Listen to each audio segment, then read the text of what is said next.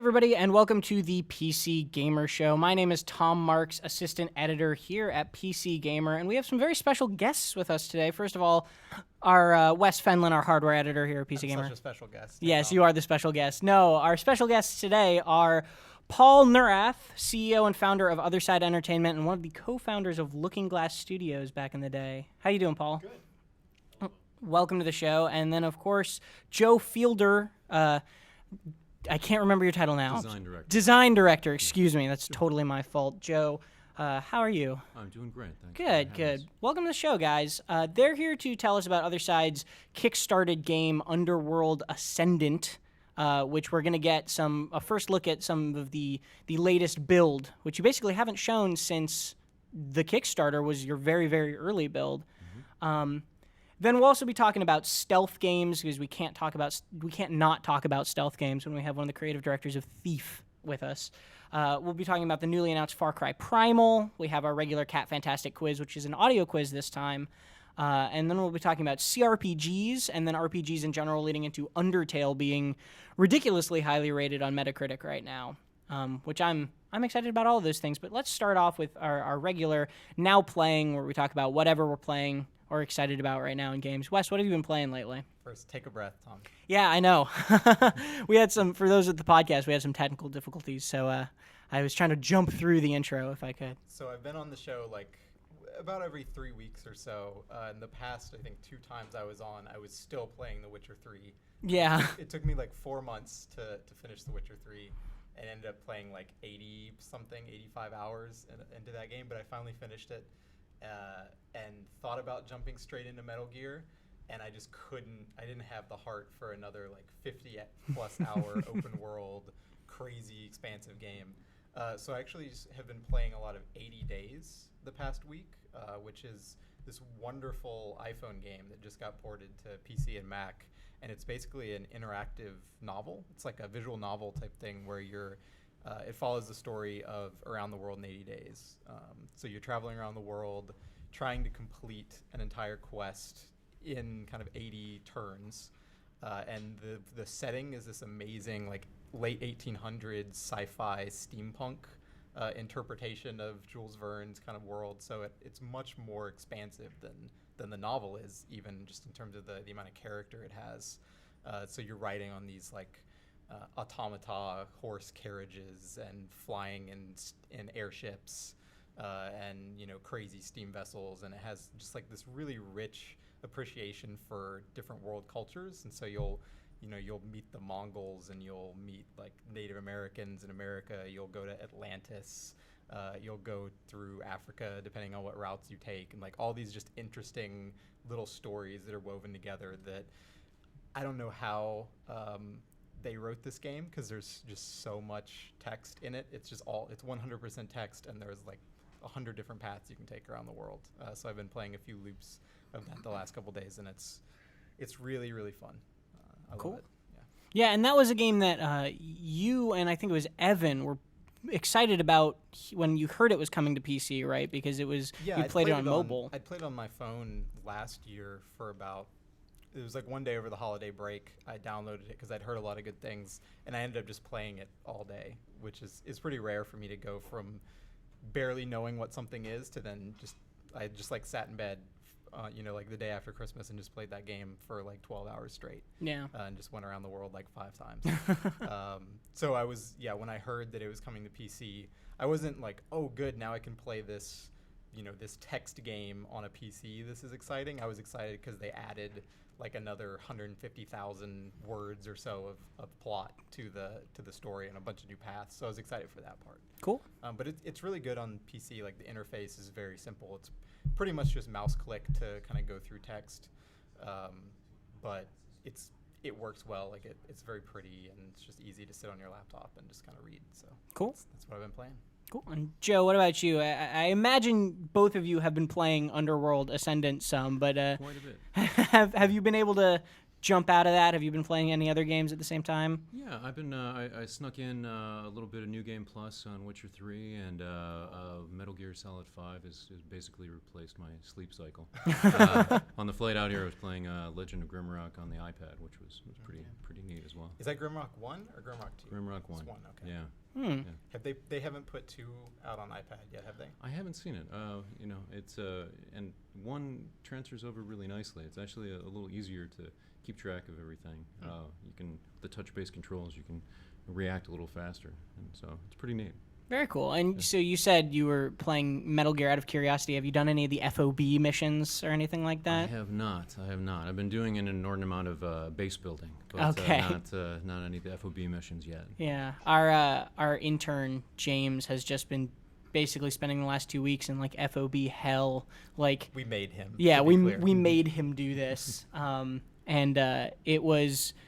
He sounded like a little painful. He was telling me also that speaking of base building, that like building one platform for the FOB stuff, and not even like the highest tier platform, takes something like 8 hours of in-game time now. Like, and there might be a tier higher than that I'm not aware of, and that's 8 hours. Like the clock doesn't run when you're not playing. Like you have to say you want to build this, and then 8 hours of gameplay later you get something in the game, which seems kind of hilarious to me. But They also just Konami just announced yesterday that they are instituting a new FOB insurance system. So if you're not familiar with FOB, you basically have resources put into your forward operating base, and then people can come invade it and take your resources. And you can do the same to other people's bases, but this can happen even when you're not online. Yeah. So now they're going to sell as a microtransaction insurance, so that you can lock down your base, I think, so that nobody can come and steal your stuff while you're offline. Just so they don't steal my dog, I'll be happy. yeah. I love the idea of spending real world money to protect like fake assets, right? Like that's such a funny idea. I don't love that idea at all, Tom. Okay, maybe love was a strong word. What about you, Paul? What have you been playing? Occupational hazard, working on a game that I don't have enough time to play. Game. Gotcha. But I have tried a little Witcher 3, a little bit Bloodborne. On the mobile side, playing some Fallout Shelter, which I'm having fun with that. Cool. Yeah. Well, then let's move right along and let's start talking about just, I guess, stealth games in general. Like, the idea was what makes a good stealth game, what makes a bad stealth game for a while. One of the things that has been a point of contention lately was there were reports that Assassin's Creed, the latest Assassin's Creed, adds now an invisibility, like a way to turn completely invisible. And Metal Gear Solid actually has that as well, but it's a much less. You get it way late in the game. So I guess that's my first question: is like, how do you guys feel about like, is invisibility like cheating in a stealth game, or does that like, I guess, remove the point of being stealthy like to a certain degree, or I don't know, like. Would you have ever put invisibility? Did that ever cross your mind? I don't know. We never thought about putting invisibility in. I mean, stealth is an interesting gameplay mode because it requires you to think about how you deploy it and how you tactically use it as you're moving through the space. Yeah. And so if you're just literally invisible, then there's not much thinking about it. Then you just go and do whatever you want. So, we for stealth to be interesting, you have to feel vulnerable, and you have to feel like, well, if I don't use my techniques and I use them effectively, then I could get into trouble pretty quickly. And in the Thief games, Thief 1 and 2, you weren't a very good fighter, and so while you could fight, you would easily get overmatched, particularly if there was more than a couple of opponents came at you at once. Yeah. And that was a very intentional to push you into saying, hey, you really have to use your stealth skills. So yeah, I don't think we would ever put invisibility in Thief. Just to interrupt real quick, we're getting a couple requests in the chat to just have everybody speak a little closer to the mics than before. Get Sure. up on it. Yeah, just get up on it a little bit. So if you maybe this is something you actually did explicitly for Thief when you were working on it, but like, what are like the 10 commandments of a stealth game? Like what do you set down? 10 of them? I don't know. Or what are the the 4 commandments or whatever of designing what you think of as a great stealth game? Well, for Thief, we put stealth as the lens that all the game decisions were made. So we sort of committed to stealth, and so that's sort of commandment number one. That if you're going to do a game that's based around stealth, that all the other design decisions sort of fall out of that. The other elements is that the world has to respond to your stealth. So there's a lot of burden on the artificial intelligence and the behaviors of the guards and the opponents to react to your stealthiness. And without seeing that reaction, one of the things that we sort of discovered about halfway through is that it was very important for the guards to telegraph to you their sense of your stealthness, because the stealth is a quality that only exists between you and an opponent, right? If you're stealthy and you're alone, it's sort of pointless. So we had to create a feedback, and it's not the typical feedback that you think of in a game of how do you tell the player whether someone who's searching for them, how aware they are, what their sense of presence is. So we created this sort of chatter system that actually came out of doing a golf game, British Open Golf we were working on. We had color commentary being done dynamically. We adopted some of that technology over. Pretty comparable, right? There's some similarities, but stealthy on a golf course. But so the guards would, for instance, if you made a little bit of noise that sounded out of place, a guard might say, what's that? That's odd. So they got a sense that maybe there's something amiss. And they'd speak aloud their suspicions, and they'd go into search mode and look around. If after 5 or 10 seconds you were silent, they didn't hear anything more, they typically ratchet back down and say, oh, it must have just been a rat or whatever. And so those are telegraphing their awareness of your stealth and what you're doing, which was a very important aspect of that. So I don't know if that's a cardinal rule or not, but it was important as a player to understand how your stealth was impacting with the world. The other thing that was, for Thief, very important is to give the player tools to modify the environment, the world around them, to take advantage of this stealth. So the world wasn't just static. It wasn't like, if I walk quietly, that's all I have to do, or if I stay in the shadows. So the water arrows were, a good illustration of that kind of a tool, where you could be in a corridor that had a series of torches that was well lit, and knowing that if you try to just traverse that with the light, you'd probably be seen. So you think ahead of time, and you say, let me knock out the torches with my water arrow, create a corridor of darkness, and then I can move through it. So that ability to sort of give and take with the environment, and the player to be able to change the environment, really made stealth much more interesting.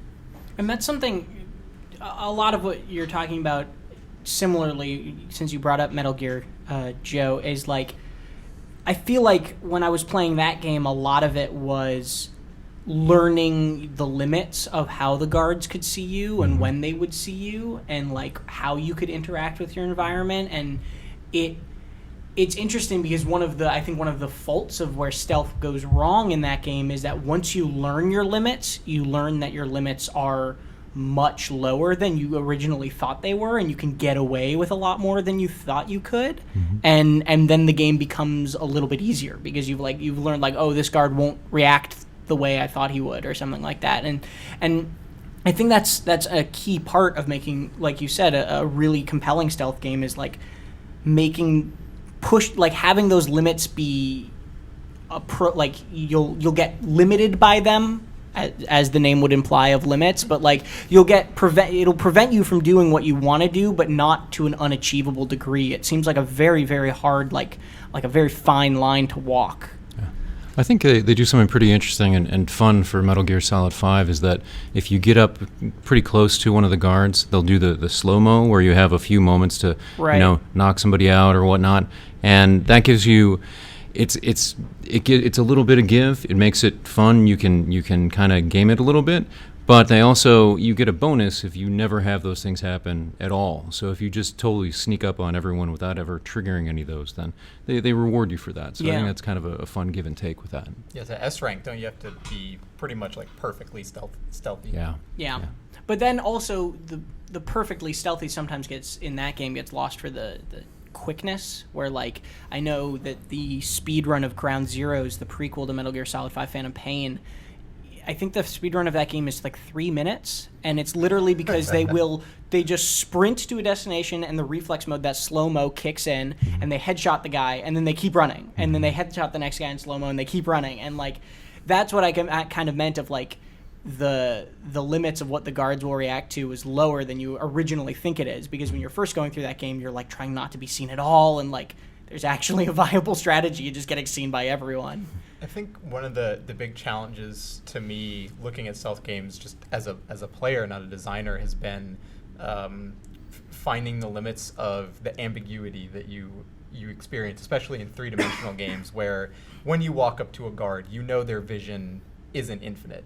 And in a lot of cases, especially older stealth games, you could stand, 15 feet away from a guard, and they would be looking kind of in your direction, but you're just outside of that like cone of vision that, in your head, you're like, in reality, this person would clearly be able to see me, but in the game, I know that their limit is, some smaller degree, and that kind of breaks the immersion, and it makes it a little bit harder to kind of buy into like feeling stealthy when you're like, well, I can just walk in front of this guy as long as I'm far enough away.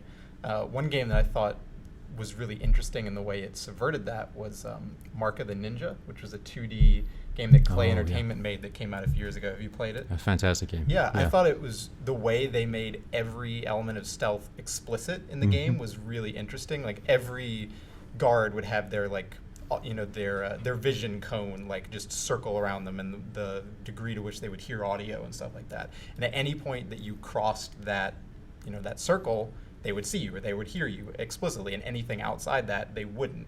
And it seemed like it would make it too easy or something, but it let them design very difficult scenarios and specific scenarios and gave you lots of tools for working around that, and you would just know exactly what you could and couldn't pull off in those situations.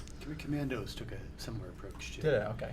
But it's sort of more war gamey, board gamey approach to it. So it worked well. That was a top-down game, or essentially isometric top-down game, and it was the same thing. It was all about timing and visibility and watching cones of vision go back and forth.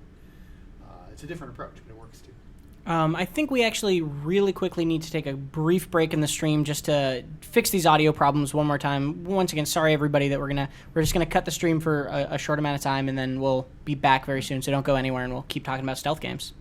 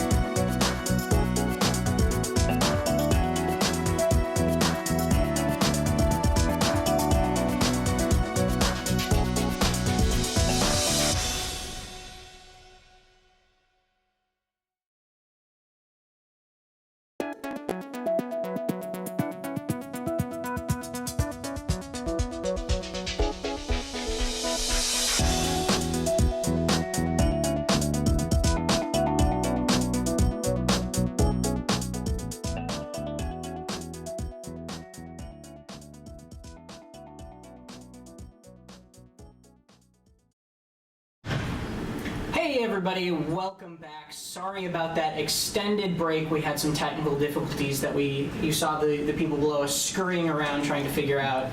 Apologies again to our guests as well, but thank you for sticking through and for watching, and thank you for the sub 12GT.com or 12GTcom. I said that terribly. For subbing during that break and all the technical difficulties.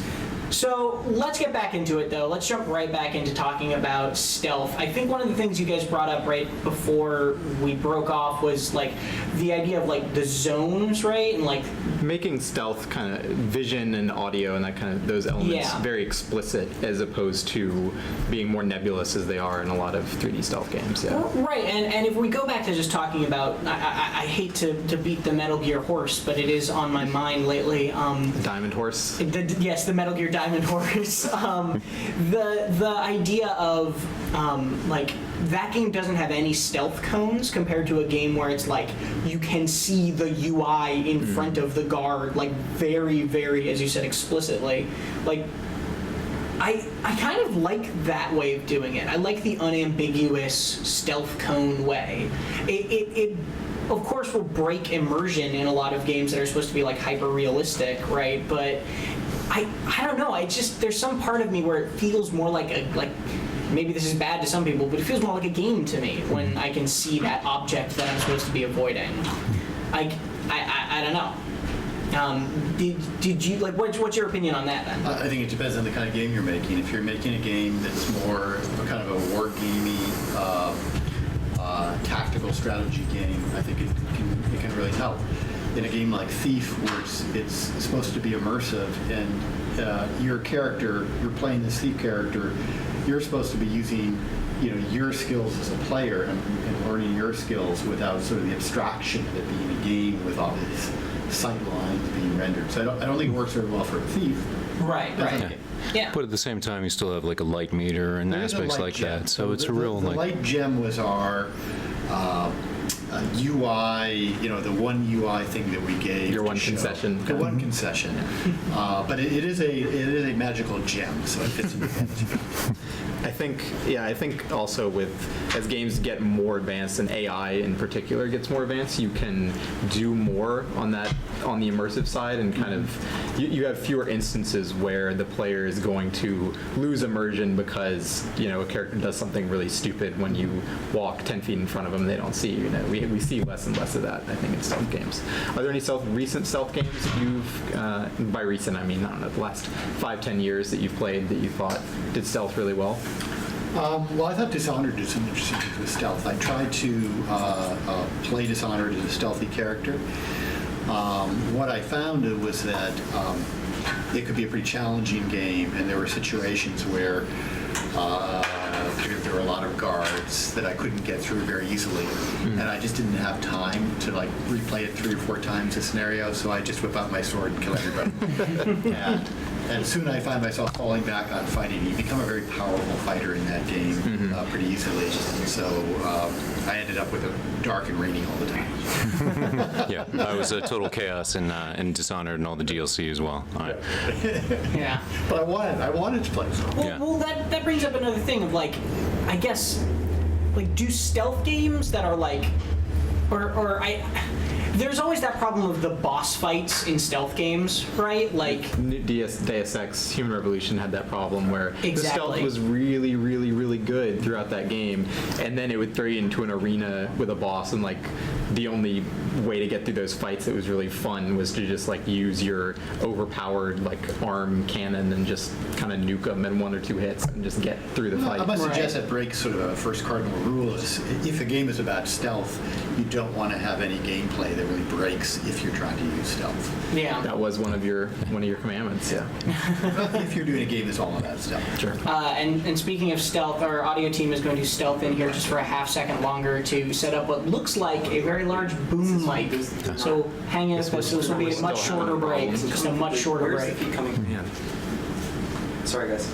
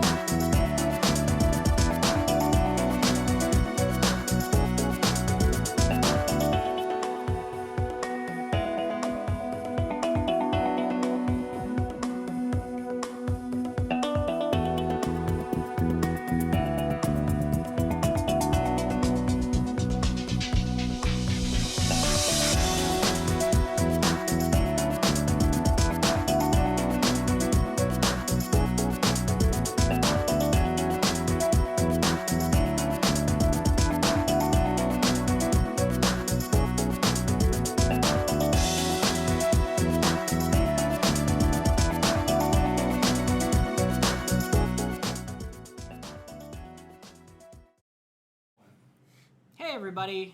Welcome back once again. Again.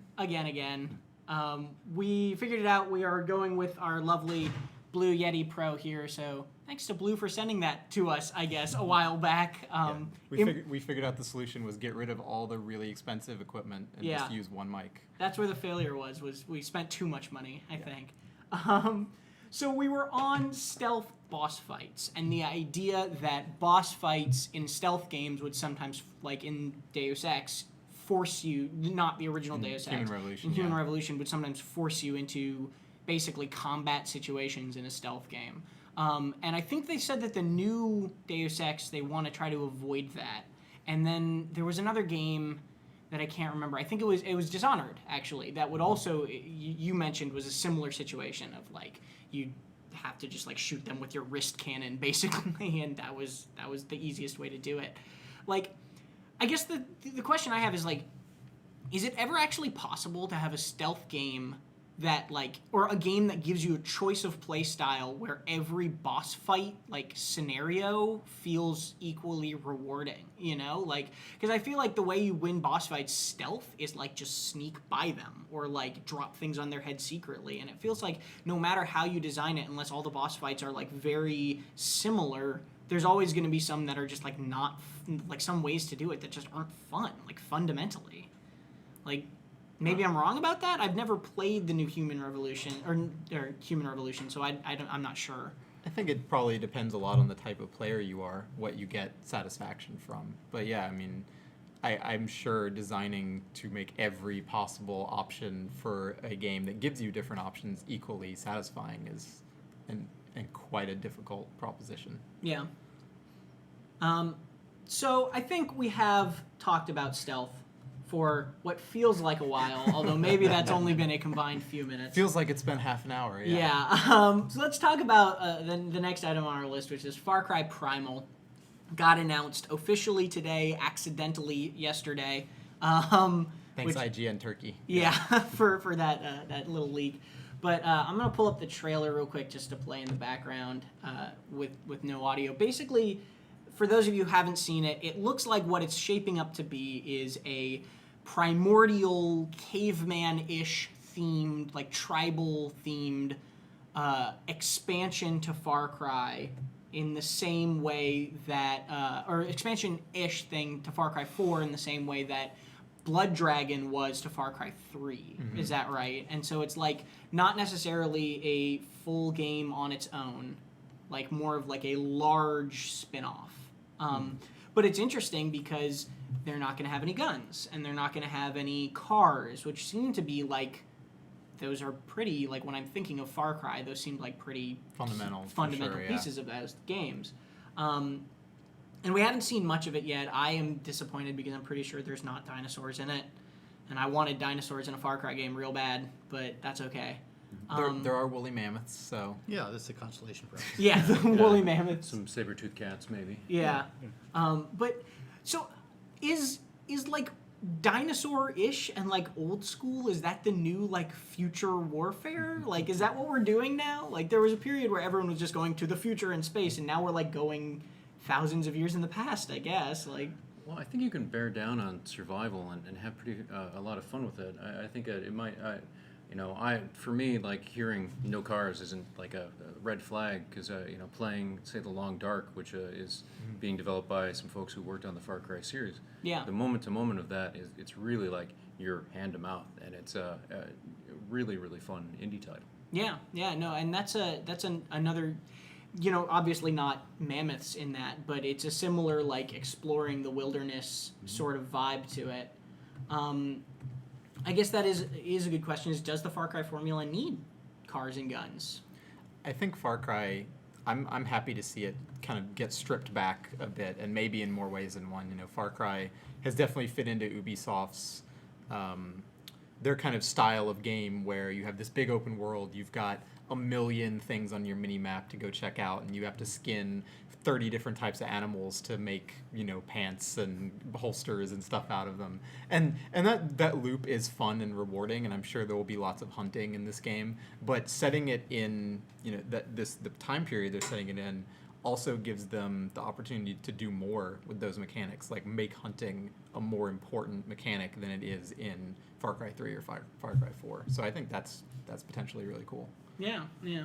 And like, I guess for you, like, what is for Paul, like, does, what's the word, primordial, I guess, is that like old caveman-y style? Like, does that appeal to you as like it's from a design space, like, at all, or? Sure, it could be interesting. I mean, I think it's worth exploring these different kind of milieus and spaces and seeing what you can extract from them. And a primordial setting obviously distills it down to the more basics of survival, as Joe was saying. And I think if you go deep on that, it could be interesting. Yeah. So. Are there any settings for games recently that you found exciting in particular? Be it time periods or kind of just the style of the world? I don't gravitate to a time period or style so much. I look at the gameplay. Mm-hmm. So and if the gameplay fits the style, whatever that style is, then that's great. You know, it's good to see that. But I don't go out thinking, well, I want to find a cyberpunk game, or I want to find a Victorian era game per se. I do. I'm like, I want a cyberpunk game. The Witcher devs, CD Projekt was just talking today about how they're like, Cyberpunk is going to be so much bigger than The Witcher 3, and like part of me is like, yay, and then the other part is like, I can't handle that. Like The Witcher 3 is so big already that I hope big for Cyberpunk just means like depth, not breadth. Are some games getting too big, do you think, today? I think absolutely some games are, yeah. I mean, we were just having the conversation recently on the show about, like, are there games that are too small, right? Like, because of, like, Steam's refund policy. And that is the other side of it is, like, I mean, I got 30 hours into Metal Gear and then I stopped playing it and I don't feel like I've missed out on that game. It's just, but, like, I was also only 20% through it, you know, in 30 hours. Like, there's this rise, and I wanted to talk about this a little later, too, of these, like, huge, insanely expansive, insanely time-consuming open-world experiences that, like, have kind of become the AAA standard to a certain degree, right? Like, that's just what's expected of AAA games now. When you get Mad Max and you see, like, Shadow of Mordor from the same company, and Metal Gear was like this, and all of the Assassin's Creeds are like this, and Far Cry, I'm sure Far Cry Primal is going to be this huge open world you could spend 100 hours in, you know? Like, I don't know. I think maybe games are getting a little too long, but... It all depends on what you're doing with that time, right? Yeah. Does it feel bloated? Are there lots of little objectives thrown in that are actually kind of repetitive and that you're not going to want to do 150 times? You know, like The Witcher 3 has tons of little stuff out in the world that you can, monster nests you can destroy, and yeah, you could spend 200 hours blowing up every one of those if you want. You're going to get bored. Mm-hmm. The reason I don't think The Witcher 3 is too big of a game is because so many of the quests are supported by like genuinely interesting narrative, like good writing, interesting characters, something funny or weird, unique happening in the world that absolutely kept me engaged for the 80 hours that I played it. And maybe if I'd played it for 200, I would have gotten weary of that stuff. But you know, you just have to have the substance there to back it up, I think. Yeah, and there's a bit of that, like the idea of like making somebody retread their own footsteps. Mm-hmm. Like, well, let's talk about how big of a game do you imagine Underworld Ascendant is going to be? Do you guys see that as like 100-hour epic, or like? No, we're an indie studio, and so we're not trying to create a massive game. Right. And we really wanted, the focus is on more on replay. We'd rather have people go through the game, say, as a thiefly character and experience it that way, and then say, let me try it again as a fighter, and then have a very different experience. Right. Part of our goal is if you had two different players who played through the game, and then they'd say, hey, they share their experiences and say, you played a different game than I did. Mm-hmm. You know, that to me is kind of more interesting than creating a massive amount of content that you have to sort of plow through over 100 or 400 hours. Yeah, we have a few elements in the game. As Paul said, the choice of how you build out your character and their skills, the improvisation engine, basically the moment-to-moment choices of how you choose to tackle a given challenge. You have a wide variety. We give you the problem, and you really choose how to solve it. We also have a faction system where there are 3 rival factions, and we've got our dwarves, who I'm referring to as Deadwood meets Mensa, and our dark elves, who are the sort of intellectual Spartans, and we have the Shamblers, who are the sort of bizarre fungal hive mind. And depending on who you choose to ally with, you will have unlock different quests, you'll have different narrative, different endings, and you'll also unlock the ability to access to exclusive weapons and runes, which tie into our procedural magic system, which it's very, very player driven. So all these things kind of tie together in a way so that you could play through the game multiple times in potentially very, very different ways. So that's how we kind of attack that, rather than having miles and miles and miles of geo to walk through and whatnot. We really want to make it so you could play through a lot of different times and experiment and have fun. So when you're designing the worlds on a smaller scope than something like Metal Gear or The Witcher, which is, like you said, this massive open world, when you're designing it to be more compact, what considerations do you go through in that level design process to make it fun to traverse the same environment, as the different, when you're allied to different groups, like you said, or when you're playing as a different kind of type of character? Well, it's it's a matter of giving people a ton of interesting tools to work with, and even just down on the how you develop your character. Like we don't necessarily have a die-hard classes. We have skills and abilities that kind of fall into like combat and stealth and magic. So if you want to just bear down on any one of those areas, you could maybe develop a character that's very adaptive in a physical way if you're focusing on combat, whereas for stealth you can kind of sneak into an area, get the lay of the land, maybe sneak past an enemy. And for magic, like I said, we've got the procedural spell system, so you're kind of unlocking the source code of reality. So we basically give you all these different tools and allow you to solve things in your own way. And we also allow you to make mistakes. So I think a lot of games don't do that. I think Dark Souls does it pretty interestingly, where it's like, oh, I can kill that vendor and now I can't get a bow to kill the dragon, but I can still go through and do different things and have fun. So it's really, you may block off certain possibilities for yourself, but you're having fun and you're experimenting and you're having a different experience than your friends, and you chat about that. So I thought when you said Dark Souls and mistakes, you were just going to say the game kills you instantly. That's not a mistake. That's intentional. I disagree with That is by design. No, it's when you make a mistake, Yeah. roll in the wrong direction, you're going to get stabbed. So, like, why do you think, going back to, like, large games, why do you think that games have started getting so big, I guess? Is it just that the tools are more readily available or easier to work with nowadays, or...? I think it's the market. I think it's really a matter of perceived value for a game. I think game companies they don't want you returning the game to GameStop and reselling it, and they want you having like, well, I could be playing this game for 300 hours. I want to keep a hold of it because it's this big place I can explore and explore and explore. Right. So whereas in indie games, you'll see a lot more. And not saying one is better than the other by any means, but in indie games you get you see people kind of bearing down on smaller areas and just really trying to refine and make the game look really, really tight. But I think there are some trade-offs. Constraint is wonderful for creativity when you're constrained in some way. You think of films, and it's hard to do a film more than a couple hours. If films could be 10 hours, 50 hours for a single film that you're sitting down, I'm not sure there'd be as many good films. And so, those constraints that you work with creatively help you focus on what really works well. So I think the downside to some of the really massive AAA games is the sense of, okay, we've got a team of 100 people. We're going to spend 3 or 4 years making this thing. It's going to be massive. Is that you're not forced into those decisions necessarily, and you can sort of, let's provide everything. Let's put everything in this.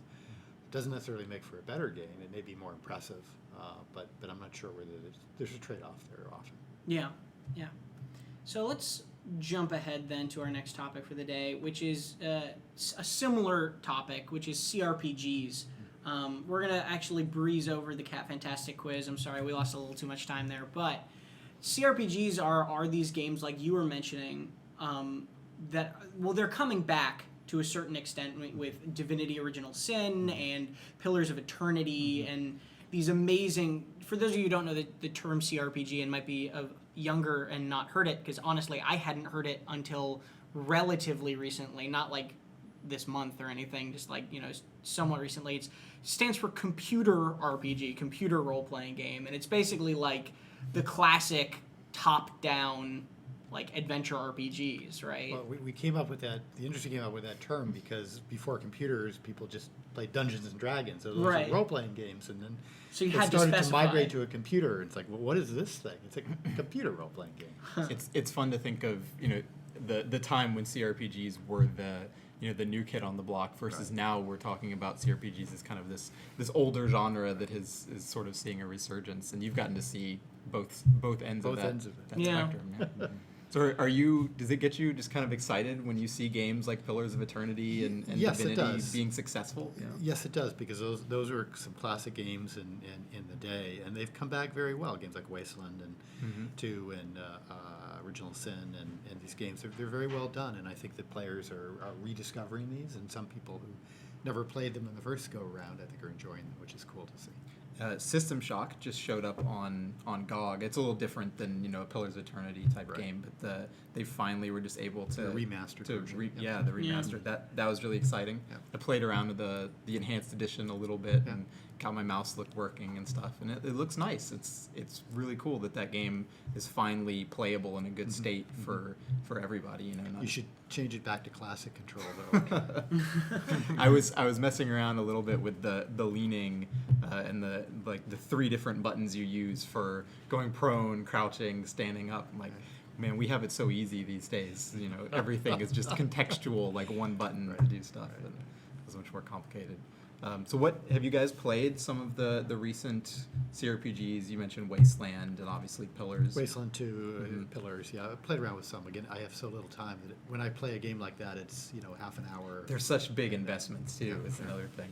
Yeah. Have you gotten to play any of the more recent RPGs? I played a bit of Shadowrun Returns and Wasteland 2. I personally am really excited about Bard's Tale 4 coming back, because I played through Bard's Tale 1 through 3, and then Dragon Wars, which was it was actually kind of meant to be Bard's Tale 4 back in the day, and they didn't use a different title, so I'm pretty jazzed about that. When I was a kid, Bard's Tale was one of the first games that I ever played with my dad, and we would basically go through the character recruitment or creation at the beginning, and then go get lost and die within 10 minutes after that. We'd spend an hour at the openings in the tavern, and then just immediately get accosted by skeletons or brigands or something and get wiped out. 4 groups of 99 barbarians. Yeah. We were not very good, and Bard's Tale was a little bit challenging, I think, in its day. And so correct, was I wrong to say or to think that cRPGs are only the top-down sort of variety? Because that's kind of what I know them as. But, like, is when the term cRPG first came around, did you guys use it for, like, all types of RPGs that were just on computers? Like, whether it was first-person or like, kind of the isometric view that I'm thinking of Wasteland and that sort of thing? Isometric is the most common view, but Yeah. I think Wizardry fits in the cRPG category, and that's a first person, but it's abstracted out first person. Right. So but most of those games were isometric or top down. Yeah, and those are games that, again, is similar to what we were talking about. Of they're very big, like you said, they take a lot of time, Wes. But are also have that aspect of you could play it a million different ways, and you can replay it, and it'll be a very different experience if you go through as a melee character, or as a caster, or what have you. And I really like seeing them kind of return, because it's such a unique format for telling story in like a way that, like, I guess what I'm trying to say is it has such a lovely balance of gameplay and storytelling. Like you get these segments of gameplay, and then you have like fighting or searching around a town, and even searching around a town will like progress the story as you're going through it in a way that a cutscene kind of doesn't have the same effect. And I really like that, and I really like that they're coming around. Like I put, it's no secret, I put like something like a little over 80 hours into Divinity Original Sin, and the Enhanced Edition is coming out like this month, and I'm going to be putting probably another 80 hours into the game. Like, and this is for someone who literally didn't grow up with the genre. Like I grew up on Pajama Sam, as we learned on the show 2 weeks ago. Like Pajama Sam and Putt Putt was what I played, so it was like point and click rather than like. How soft you were. Yeah, I know, right? It was all about the Clue Finders series. If anybody knows what that is, but probably don't. And I think, okay. I mean, at PC Gamer, we definitely appreciate games that are kind of, they put systems first and foremost, and cRPGs have always balanced that with story, of course. Writing is really important, but I think that's something that a lot of more modern games kind of got away with for a while. They trended towards being more set-piece driven and telling their story through cutscenes and stuff, and it's really refreshing to play games like Pillars of Eternity, where story is kind of interwoven with the systems of the game, and the way your stats influence the dialogue you can use, and the options you have for progressing through the game. There's so much I want to tell you about for that, but after we take a look at the So we'll talk about some Underworld later. Yeah, that's We'll, once again, we'll be getting a look at that game, Underworld Ascendant, a little bit later on. But RPGs in general, one of the things I wanted to talk about, actually, and I missed talking about it because I skipped over myself and now playing, actually, was I'd been playing WildStar a teeny tiny bit since it went free to play. That's the MMO that came out, I think, like a year or so ago. And, about a year sounds right. Yeah. And then went free to play like late last week, I think it was. And I jumped in because I've always been interested in MMOs, but like I think I just don't have the stomach for an MMO anymore. And I think one of the reasons for it is I can play a game like Divinity, and even though that story of Divinity Original Sin is like kind of a melodrama about how you're like this god character, and it's like very weird that way, but like I can play that and be like, okay, yeah, and get into that story. But when I play WildStar, and it's like I'm being in the game at the very beginning of the game, you're getting like woken from cryostasis, right? And this voice comes to you when you're awake, and it's like, you're different, like you're special. And then I load into a world with like 3 people that look identical to me right next to me, or 80 if you're playing like in launch week. Yeah, exactly. Like it's this weird thing. You're where, not quite so special. Exactly. Like everyone's special. I feel like MMOs, and this isn't, I don't mean to rag on WildStar, this is like a problem that I think a lot of MMOs have, of like they try to tell these great RPG stories, and Guild Wars 2 kind of fixed this, or like tried to solve this problem a little bit by making like your story like specific to you rather than like you're the savior of the world. But like every MMO you play, I feel like the RPG and story part of it is undermined by the fact that there's 2 million people around you playing it also. I don't know. Right. Well, imagine like a Conan game where you had 10,000 Conans all running around. It doesn't really make a lot of sense. Everyone can't be the hero who changes the world in an MMO. I guess there was that DC game that kind of did that. You would like play DC Universe Online. Was that the one where you played actually as a specific superhero? I think you basically created your own superhero or villain. Okay. I think the nice thing in that is that you weren't the chosen one per se. You got a chance to make a character and then interact with all the DC characters and stay away from Bizarro. It was pretty neat in that regard. And there was City of Heroes and City of Villains years before that kind of did the same thing.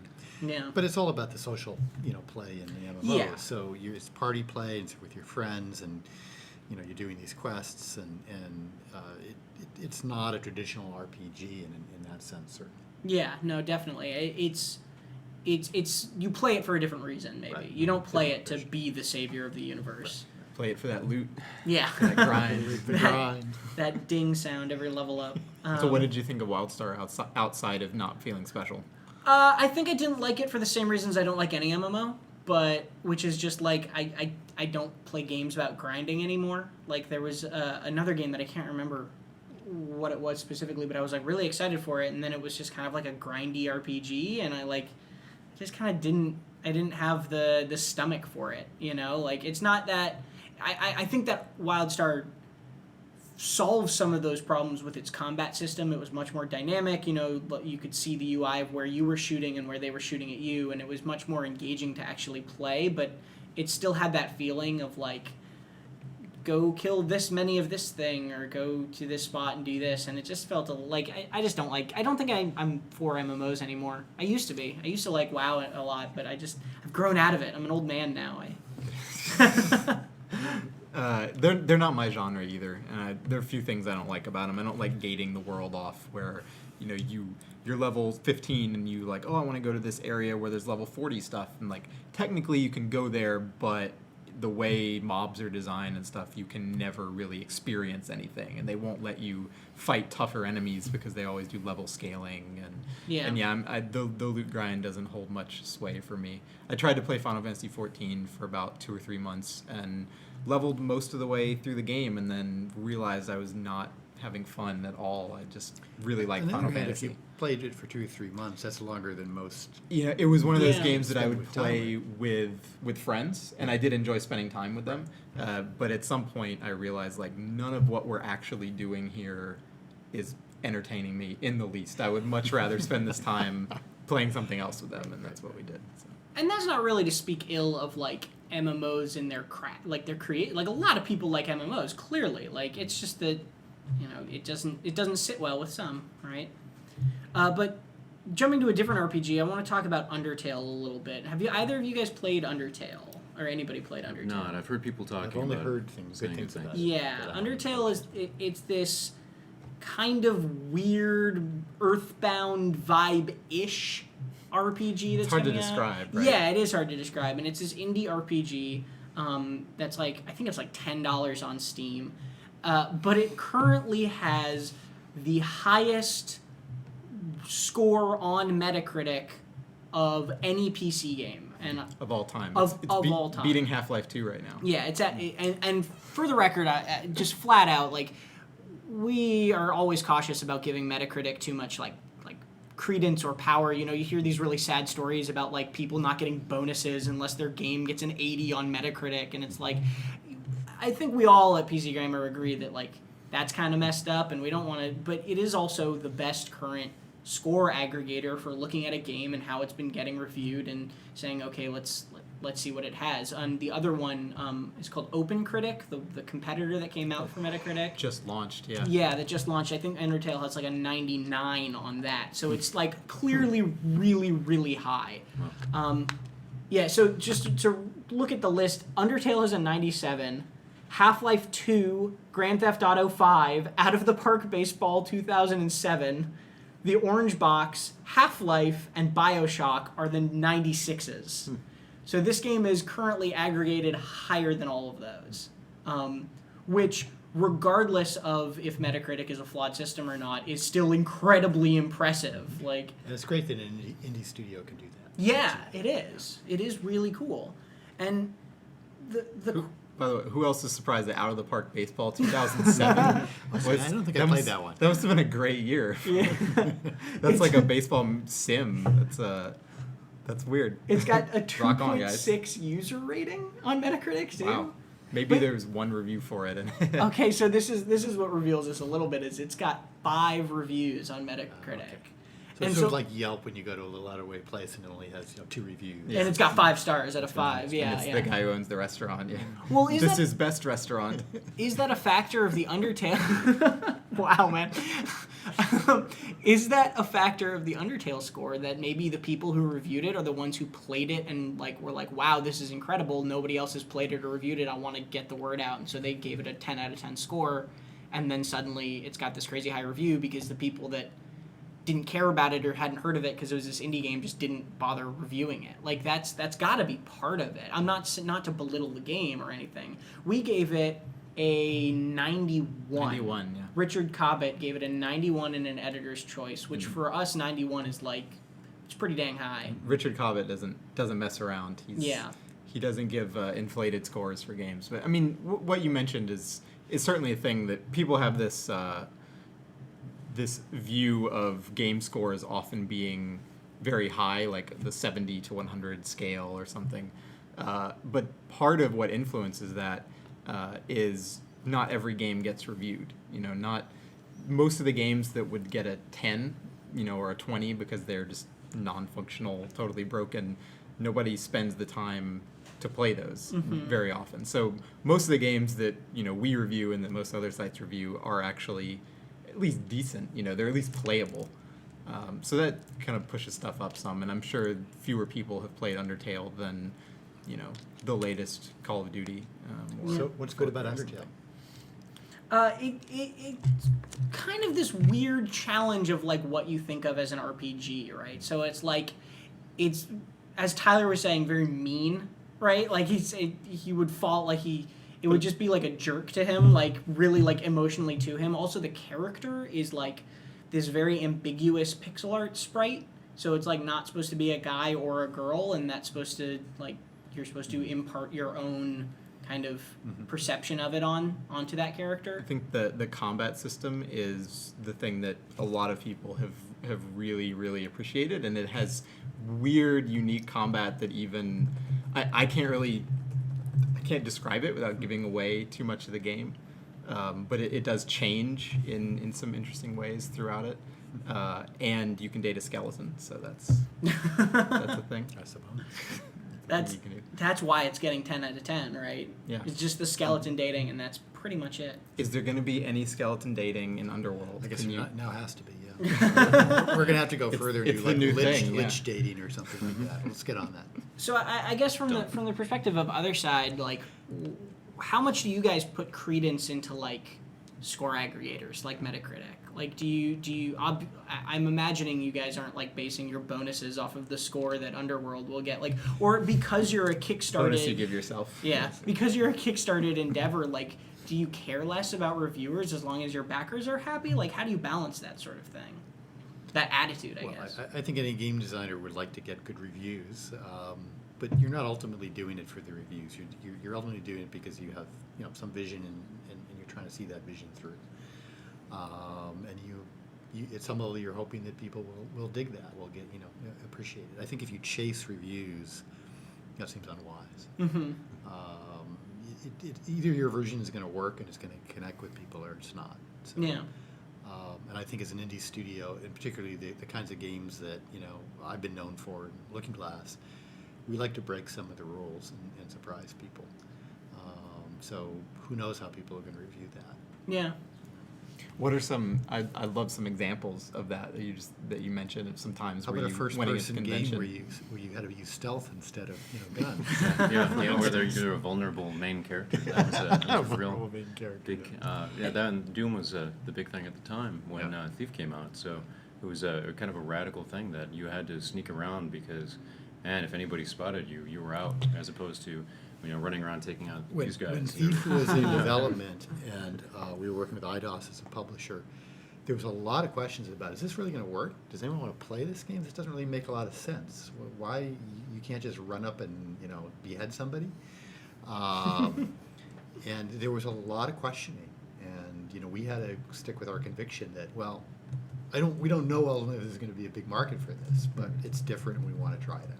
Were you sweating it a little bit? A little bit, yes. And the final AI for it came together really pretty late in the project. Yes, so it was, there were challenges of that sort. But even the trying to technically get it done, there was just a question of, do people want to play a stealthy first-person game? Because that hadn't been done before, and it wasn't clear that was going to work. And people, it was so ingrained in a first-person shooter, the run and gun, and you're strafing, and you're just basically a big machine gun on wheels.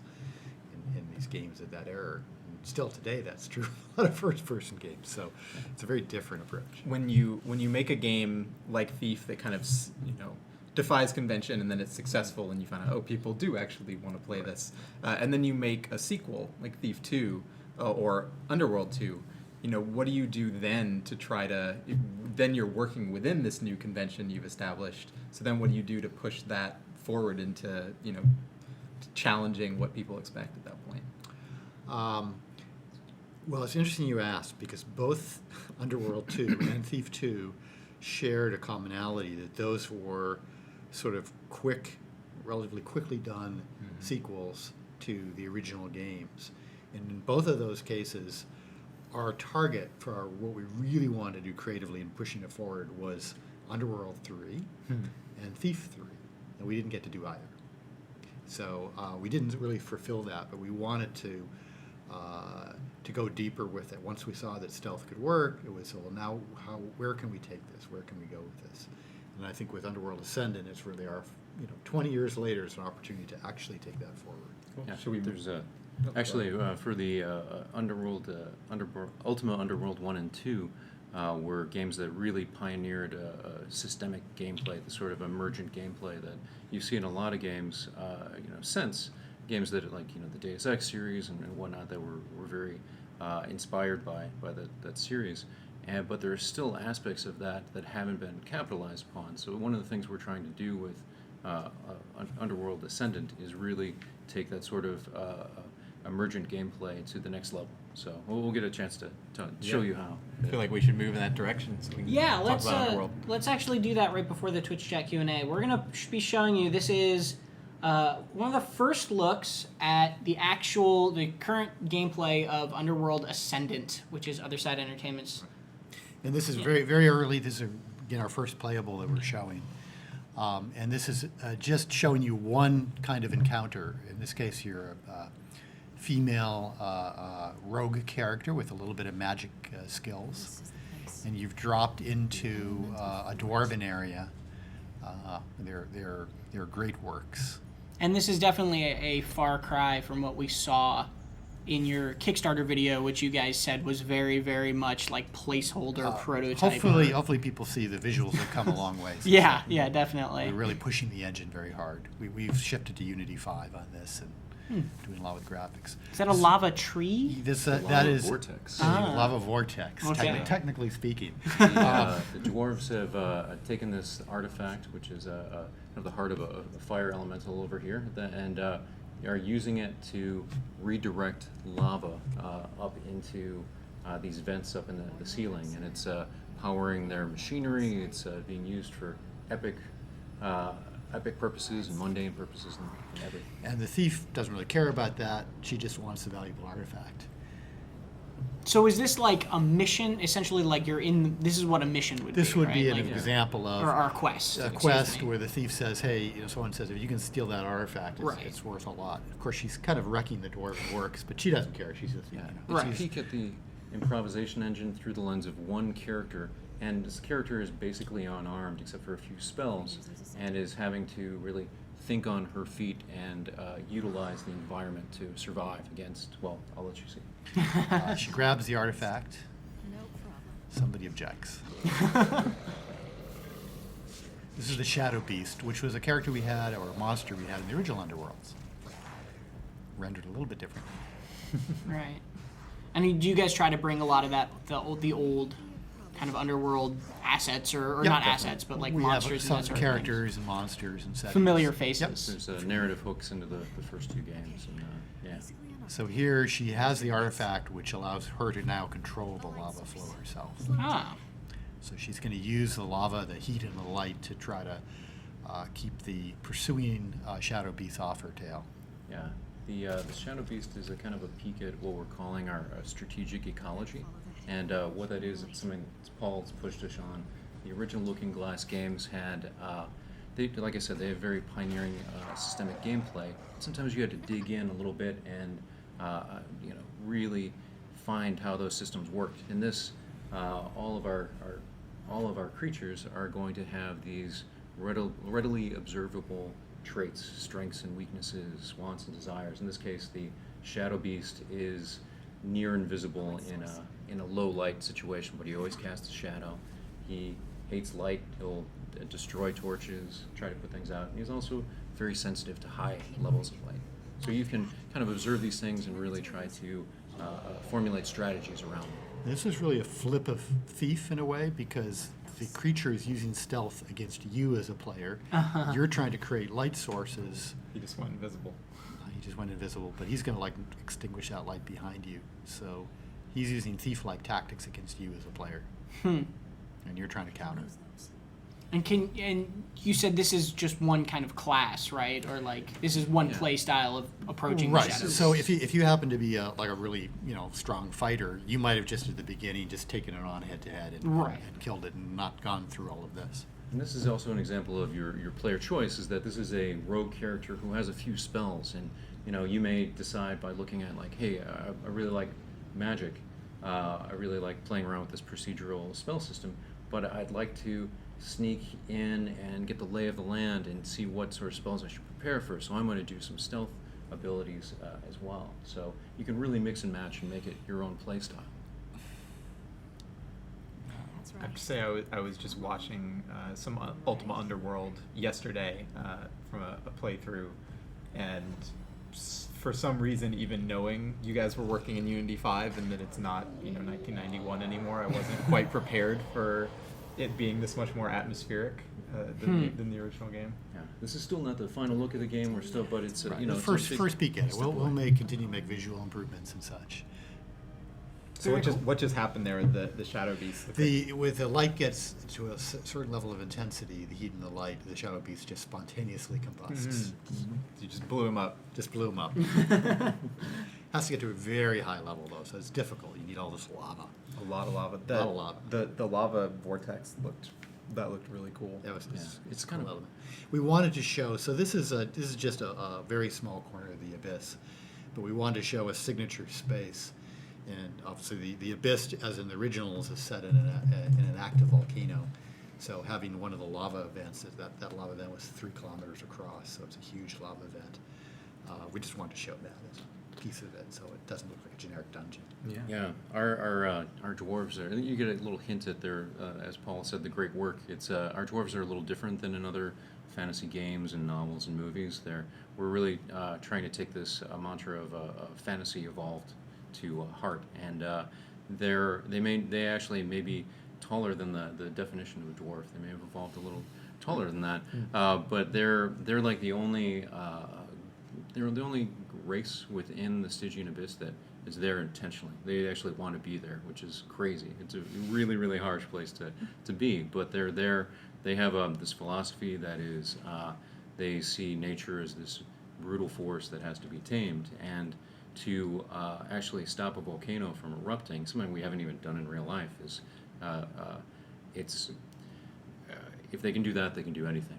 So it's kind of, I've been likening it to if NASA putting a man on the moon was something that they did on their own steam. It was a multi-generational effort and done entirely just to prove a philosophical point. So they're Yeah. very driven. So. And we can start taking questions from our Twitch to start up our Twitch chat Q&A as we continue talking about the game. So if you have any questions for us, type into the chat with just tagging us at PC Gamer, and we'll grab them. If you have any questions for Paul or Joe, I'm sure they'd be happy to answer as well. I saw a lot of "this is beautiful" sort of stuff and "good job" and that sort of thing. So it does really look nice. I want to go back to a question I asked earlier about level design. Now that we've seen, a little chunk of the Abyss, I'm curious how you design a setting like the Abyss that's kind of by definition this dank, underground area to have interesting landmarks, or to be fun to traverse, when you're going through corridors and caves and stuff. And what's kind of your design philosophy to make that a fun space? So the original, Underworld and Underworld 2, there were sections that were sort of a dank abyss, dark, and sort of, what you might expect. But there are also a lot of locations that were just crazy, fantasy. So it is a high fantasy setting, and there's a lot of magic and a lot of sort of, different kind of spaces that don't look like a dungeon in any way. In fact, there's probably more spaces that don't look like a traditional dungeon than there are that look like a traditional dungeon. So we want a nice palette, a creative palette that we can work with, and we have the 3 factions are one way we can do that, because the dwarves will have, for instance, a typical look of the way they construct spaces, and then the dark elves have a very different aesthetic that they go after, and the shamblers yet again. So that gives us sort of 3 baselines of very different feeling and looking spaces within the Abyss. It's And- also. Oh, you'll continue, please. It's also a kind of an accidental ecology. Life isn't actually supposed to exist here in the Stygian Abyss. It's a very brutal place, but we have these rune gates that have brought in atmosphere and creatures from other places, and so these things have kind of formed unnaturally. Snow might have come in from an ice world and whatnot, and so you see life kind of finding its way throughout there. It gives us a chance to do a lot of strange, improbable, fun things with that space. Tyler1118 asks, can the game be viewed in third person as well, or is it just first person? You know, it's a good question.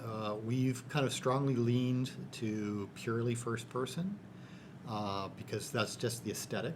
And again, it's a constraint, and constraint often can help with creativity. As soon as you say, well, you can also do it in third person, you start making compromises often on the design. So our intent is to keep it entirely first person. Cool. And then Workster asks, can you describe how the faction system works a little more? So you align yourself with one of these groups at the beginning of the game, or is that like when you choose your race, you're immediately aligned? That's a little farther into the game. It takes a while before you actually get to meet them and get a sense of the different factions and what they're about and what how they're they're not warring. They're definitely butting heads, and so Different philosophies, different life philosophies. yeah. Definitely. But you start, I mean, like the original Underworld, you start as an avatar. You're human from today, and you go through a rune gate, and you find yourself as a stranger in a strange land in the abyss. And the early arc is you're just trying to survive in this bizarre place, and what are these monsters attacking you? It's not till somewhat later that you start to learn that there's other intelligent beings who've kind of made a home for themselves, and then you do ultimately have decisions about who you're going to support. Can you join a faction and betray that faction and join a? It's a great join question another- and something we've Yeah. debated. We've talked about the Yojimbo We use scenario it where you as a- play them off each other. Yojimboing has Yojimbo. become a verb. Yeah. Or the fistful of dollars of scenario dollars for is some big other And, people. Red Harvest. Yeah. Oh, I love Red Harvest. It's a great book, the original. So you're still thinking about that? Just Yeah. trying It to- hasn't been decided. We got more than a year to go, so we have to make some decisions. Our latest sub, who subbed during all the technical difficulties, so you know he or she is a true Nice true guy. fan. 12GTCom asks, what coming soon games are you all most hyped for? So like what? Because November coming up is a big month for games, and this month we've got some good ones too. I'm gonna go ahead and just start off by saying I'm just excited for the Divinity Original Sin Enhanced Edition. I think like I'm excited for Fallout 4, but at the same time I think I'm going to be giving my time to Divinity, honestly. Obviously you guys are working on your own game, and I think that's still a little off to be considered coming soon, but is there anything you're looking forward to maybe in the coming month? Fallout 4, you mentioned that definitely. It's set in Boston, so it's we'll be able to. Hopefully, they'll give us a tactical advantage, going through Quincy and whatnot. But beyond that, definitely looking forward to the Bard's Tale 4, like I mentioned before, and the DLC for Witcher 3. Oh, Looking yeah. forward to that. That's quite soon. That's like this weekend. Maybe this week. Yeah, very soon. What about you, Wes? Fallout 4 is definitely on there. Hyperlight Drifter. I'm not sure if they're making it out this year or not, but Yeah, I'm still that's pretty cool. really excited about that game. Paul, are you going to allow yourself to play anything before I'll play some Underworld Fallout 4. I was a big Fallout fan.